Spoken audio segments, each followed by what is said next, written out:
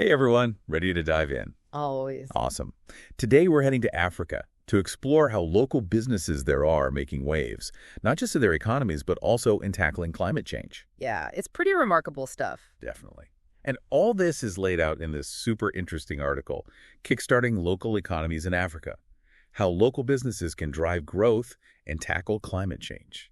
You know, what struck me about this article is it really flips the script. We're not talking about these big top-down solutions. Yeah. This is about empowering local communities. It's about giving them the tools and resources they need to be the change makers. Totally. Okay, so let's jump right in. First up, agriculture. It's the heart and soul of so many African economies. Yeah, over 60% of the workforce is involved in agriculture. Exactly. But climate change is, well, it's throwing a wrench in the works. Right? Oh, absolutely. Droughts, floods, unpredictable weather patterns, it's hitting the sector hard. Yeah, for sure. But this article, it talks about this idea of climate-smart agriculture, and it's fascinating. It is. Essentially, it's about helping farmers adapt and thrive in the face of these challenges. Okay, so what does that look like in practice? Because they give some pretty concrete examples in the article, right? Oh, yeah, tons. Like businesses developing drought-resistant seeds, for example. Right. Imagine a farmer in a dry region can still get a good harvest even with limited rainfall. That's huge. It's incredible. And then there's the tech side of things, too. Oh, yeah. The article highlights startups that are creating early warning systems for extreme weather, specifically for farmers. I love that. It's like a super localized weather forecast that says, hey, a hailstorm is coming your way. Protect your crops. It's like having a personal weatherman. Exactly. That's next-level stuff. And it shows how technology can be a game changer, especially when it's designed with local needs in mind. Definitely. But hold on, all this progress in agriculture needs power, literally. And that brings us to Africa's incredible potential in renewable energy. Oh, absolutely. The continent is overflowing with sunshine, wind, geothermal energy. Yeah. But what I found really exciting in the article is that it's not just about the resources. It's about who controls them. Exactly. And that's where these local businesses come in, right? They're really taking the reins. This is where I got really fired up reading this article. Think about off-grid solar solutions bringing light to rural communities. Yeah. No more kerosene lamps, no more kids struggling to study after sunset. It's life-changing. And it goes beyond lighting. Think about businesses that are producing clean cook stoves. Oh, yeah. That's better health for families, less deforestation, and lower carbon emissions. It's a win-win-win. Seriously. And you mentioned earlier about local control. This isn't about aid. It's about businesses creating solutions from within, creating jobs, and building a more sustainable future. Right. It's about a fundamental shift in the power dynamic. Totally. And this shift isn't just happening in energy. Let's talk about something a little more, I don't know, Instagrammable ecotourism. Well, who doesn't dream of seeing those incredible landscapes and wildlife in Africa? But let's be real. Climate change is a major threat to those very ecosystems. it's a real dilemma, right? How do you share this beauty with the world without destroying it? Exactly. But the article highlights some really smart solutions, and you guessed it, local businesses are at the forefront. So what are they doing? Because I know the article talks about community-run ecotourism ventures, right? Yeah, think locally owned wildlife reserves, hiking trails. Not only are you experiencing these incredible places, but you're directly supporting the people who are protecting them. It's such a win-win.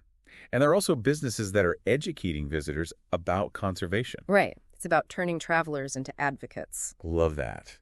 Okay, let's shift gears a bit to something that might not be as glamorous, but it's super crucial. Waste management. Rapid urbanization means Africa is facing a growing waste problem. It's a global challenge, for sure. It is.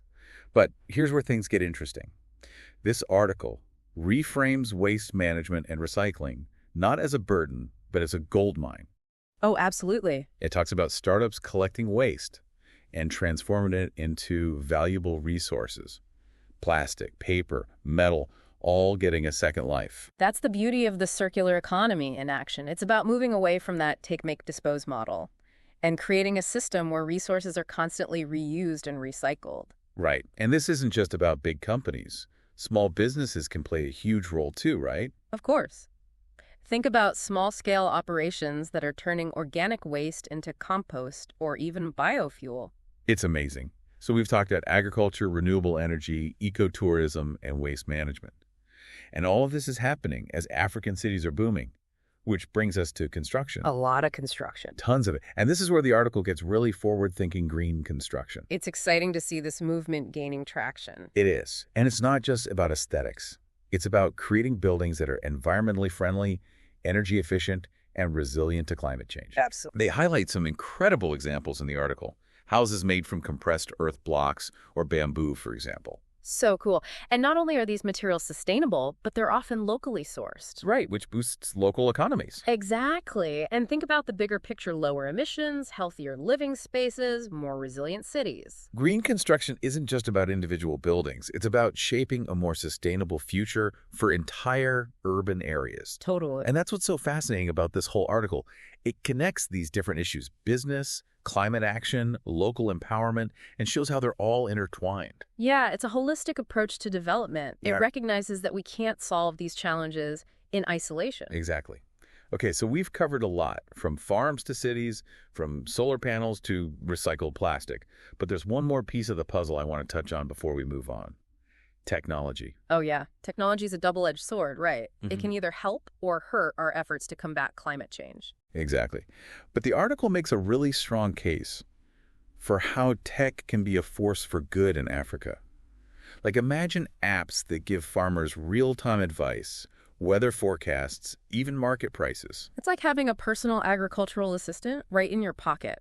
And then there's fintech, financial technology that can help fund these climate adaptation projects, making them more accessible. That's huge. Did you know there are platforms using blockchain to create these transparent systems for tracking sustainable supply chains? They did. It's pretty amazing. It is. So it seems like technology is creating this whole new toolkit for tackling climate change and empowering those local communities. Oh, absolutely. And the possibilities are truly exciting. They are. All right, we've covered a ton of ground and I'm already feeling inspired, but we're going to take a quick pause here. When we come back, I want to dive into some of the specific challenges these businesses are facing. Because, let's be real, it's not always easy. So stay tuned. You know, we've been painting a pretty rosy picture, Yeah. but we got to be real about the challenges these businesses are up against. Totally. It's not all smooth sailing, right? No, not at all. I mean, just for starters, access to funding. Yeah.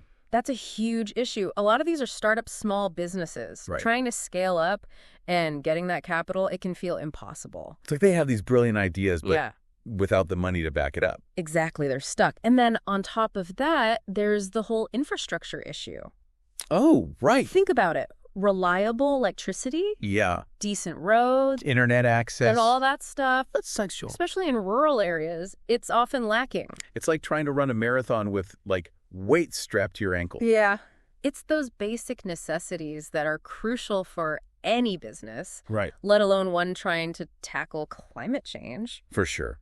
And then, of course, there's the policy environment. Oh, yeah. You know, having supportive government policies, incentives for these green businesses, Right. clear regulations, that stuff can make a world of difference. Absolutely. It's about creating an ecosystem of support, Yeah. not just within the business itself, but from the surrounding community, from the government.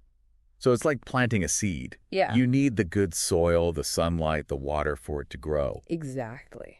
Okay, so speaking of seeds, we were talking earlier about climate-adapted seeds. Right. How do we actually get those seeds into the hands of the farmers who need them? Yeah, that's the question, isn't it? I mean, developing the seeds is one thing, Right. but you need a way to distribute them. Yeah. And I think that's where local businesses can play a key role. I'm picturing like this network of small, local seed suppliers, Yeah. kind of like capillaries, reaching all those remote areas. That's a great way to put it. It's a grassroots movement, really. Totally. But it's not just about handing over a bag of seeds. No. Right. It's about the training, Yeah, the support. making sure farmers know how to use them. Exactly. Giving them the tools to not just survive, but to thrive. And that brings up a bigger point about education, right? Huge. Capacity building Investing in people. across the board. It's just as important as investing in the tech or the infrastructure. Totally. Okay, so let's shift back to renewable energy for a minute. Okay. We talked about the potential, but what's holding it back? What are the obstacles?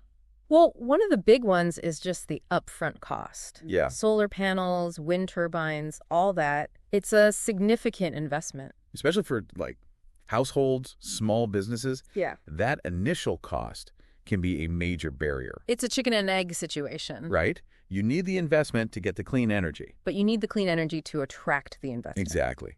But didn't the article mention something about fintech? Could that be a solution? Oh, absolutely. Fintech has the potential to be a game changer here. How so? Well, remember, it's all about making financial services more accessible. Right. So in the context of renewable energy, this could be things like microloans for solar installation Oh, okay. or mobile payment platforms so people can pay for clean energy in smaller chunks. Like a subscription service almost. Ex- Okay, so that tackles the financial side. Right. But what about the technical expertise? Does Africa have the workforce to actually install and maintain all this stuff? Yeah, that's another big piece of the puzzle. We need to invest in those training programs, Right. develop a skilled workforce that can install, maintain, repair all these renewable energy systems. And that would not only ensure a smooth transition, but it would create jobs. Absolutely. Because it's a win-win. Totally. Okay, ecotourism. You mentioned earlier you have a soft spot for this. I do. What are some of the unique challenges that come with trying to build that industry in Africa? Well, one of the big ones is finding that sweet spot between economic development and conservation.